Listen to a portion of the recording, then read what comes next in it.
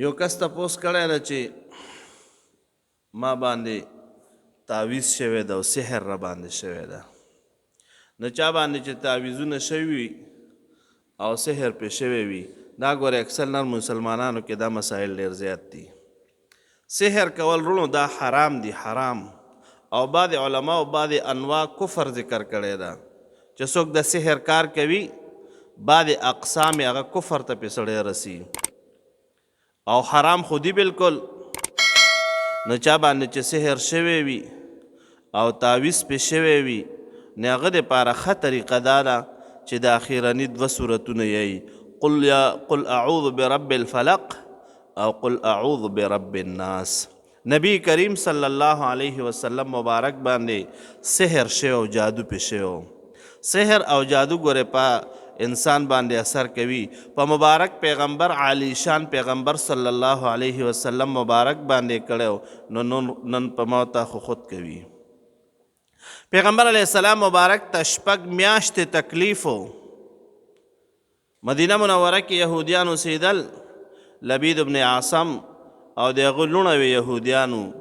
پیغمبر علیه السلام مبارک باندې سحر کړی او د هغې ویښتان مبارک یې راغستي په هغې 11 غوټې ورته ورکړې وې او په هغې باندې سحر ویلی. مدینه منوره کې یو کویه و بیریدي اروان ورته وایي. هغه کویه شاړ کویه و، نو هغې له دا سحر وړی او هغې کې د کاڼي لاندې ایښی و.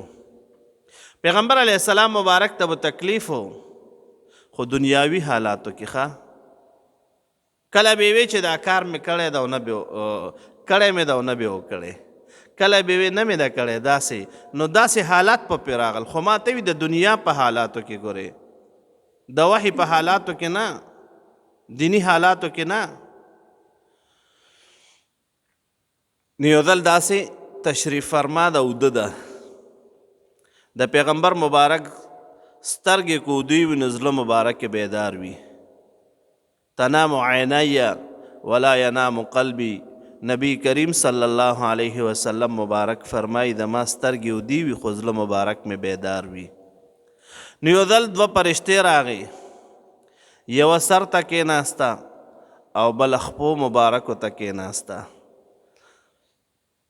وی دې مبارک شخصیت باندې څه چل شوی ده؟ وی من طبه، وی په ده باندې څه چل پې شوی ده؟ نو چا یوه فرشته بلې ته وایي وی په ده باندې جادو شوی ده، سحر پې شوی ده. نو هغه یوه فرشته بلې ته وایي چا پې کړی ده؟ وی لبید ابن عاصم دا یهودي و او د هغه لوڼه وې، د هغه نامه یې واغسته، نوم یې واغستو، وی دا پې هغه یې کړی ده. وی کم ځای کې پروت ده؟ وی مدینه منورې کې کوی نوم یې ورته واغستو، وی هغې کوی کې پروت ده. نبی کریم صلی الله علیه وسلم مبارک دا خبرې اورېدلې چې راپاڅېدو. پیغمبر علیه السلام مبارک غالبا حضرت علی رضی الله تعالی عنه او نورو صحابه کرام رضی الله تعالی عنهم ته وفرمیل چې لاړ شو. چې لاړل کوی ته چې ورکوز شول، نو هغې کې دا مبارک ویښتان مبارک د نبی کریم صلی الله علیه وسلم مبارک پراتو او په هغې کې غوټې ورکړې وي 11 او د دې آیاتونه مبارک د دې دواړو سورتونو هغه هم 11 آیاتونه دي. خدای پاک جل شانه دغه وخت کې دا آیاتونه سورتونه مبارک نازل کړل. قل اعوذ برب الفلق او قل اعوذ برب الناس. نو یو آیت مبارک پې وي او یوه غوټه به شلوله، نو 11 غوټې وي او 11 آیاتونه نازل شو. بس چې څنګه آیاتونه مبارک ختم شو، غوټې ختم شوې، نبی کریم صلی الله علیه وسلم مبارک طبیعت مبارک صحیح شو. نو سحر کېږي په انسان باندې، خو ما درته وي انتهایي جرم ده. ګوره سخته ګناه ده چې څوک په چا باندې تعویض کوي او څوک په چا باندې سحر کوي. رونو د هر څه خو د خدای پاک جل شانه په لاس کې دي، لیکن نن مسلمانان ګوره دې کې اخته شوي دي او ځان تباه کوي. نو کو څوک د دې نه یریږي چې په ما باندې سحر شوی ده او یا را باندې ونه شي، نو ښه طریقه دا ده چې دا سورتونه مبارک دواړه سحر او ماښام 3 ځلې دی وایي.